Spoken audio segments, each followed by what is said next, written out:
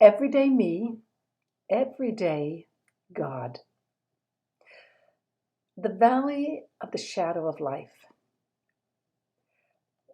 A while ago, I was talking to a young woman who was really struggling with some of the things in her life.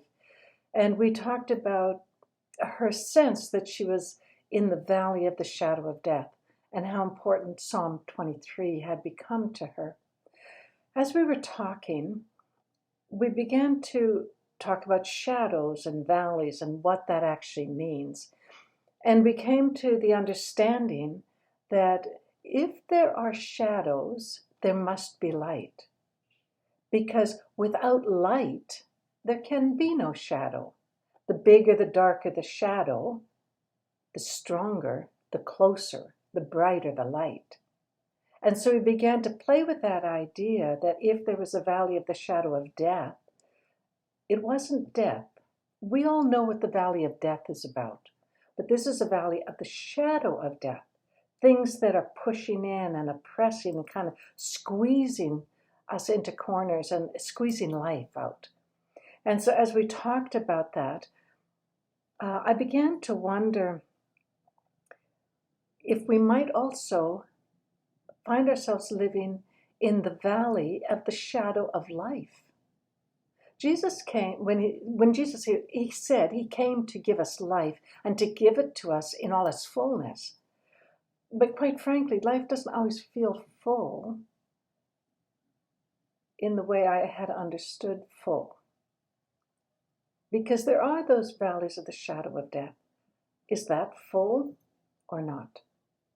So I began to wonder if we were living also in the valley of the shadow of life. And I thought, well, what would the shadows of life be then? And I thought, well, a valley of life actually has this big shadow of all that we were created to be, all the possibilities, all the potential.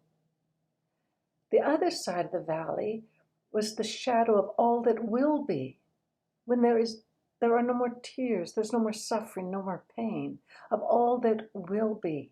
And so that our everyday, where we live, is in the valley between these two big shadows of all we were meant to be, created to be, and all that will be. And I thought, what difference does that make if I begin to look at life in its fullness? Paul said, he said this, now we see only a dim likeness of things, shadowy. It's as if we were seeing them in a foggy mirror. But someday we will see clearly that what we will be. We will see face to face. What I know now is not complete, but someday I will know completely, just as God knows me completely. And I thought, okay, that's the shadow of what will be. So what does it mean for us to be living and walking our everydays out in the valley of the shadow of life? And I thought, well, the valley of the shadow of life doesn't diminish living life to the full. It just means that it's full of the whole spectrum, the whole range of human experience. The good, the bad, the beautiful, the ugly, everything. And some days our life is full of bad pressuring in on us. Some days you will hear us singing at the top of our lungs in the shower. Some days you will see the ugly when we hurt others or others hurt us. And there's pain and sorrow there. Some days you will see good when we've been absolutely brilliant at being human. And you will find us dancing in the kitchen barefoot. This is full life. This is our everyday in its fullness. So I went back to the Psalm 23 to read again and to think, well, what if I began to read that psalm in terms of the valley of the shadow of life, of all that could be that isn't? And it says that uh, our good shepherd in that valley will do three things. He makes, leads, and guides. Our good shepherd makes us. That isn't a voluntary verb, if you noticed.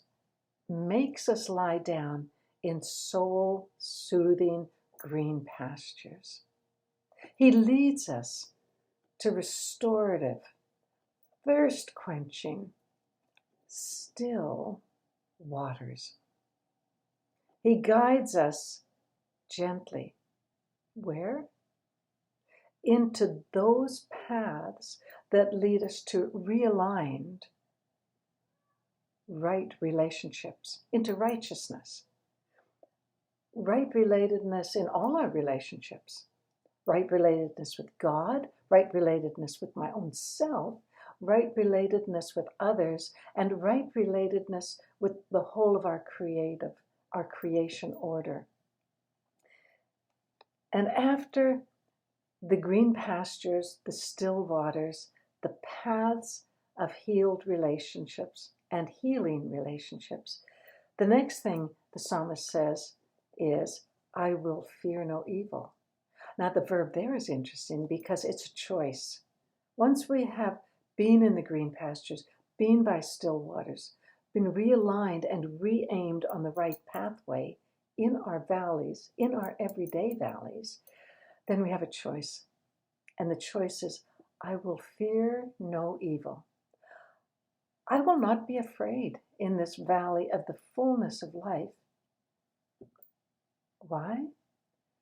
Because our shepherd is with us, protecting us with his rod, protecting us from predators, protecting us from our own foolishness sometimes, our own choices that put us in danger. And he rescues us when we fall off the edge. With his shepherd's crook, he lifts us back onto a safe place, out of danger, whether we've created that danger ourselves or whether others have planned and schemed that danger upon us. And then it says, that comforts me. The shepherd's rod and staff comfort me. That gives us freedom to live fully in the full spectrum, the full range of being human in our everydays, in the shadow of what we were created to be. And when we come close to that, or when we're far away, and when we're waiting and expecting, some days more easily, other days with more longing for all that will be, we have freedom.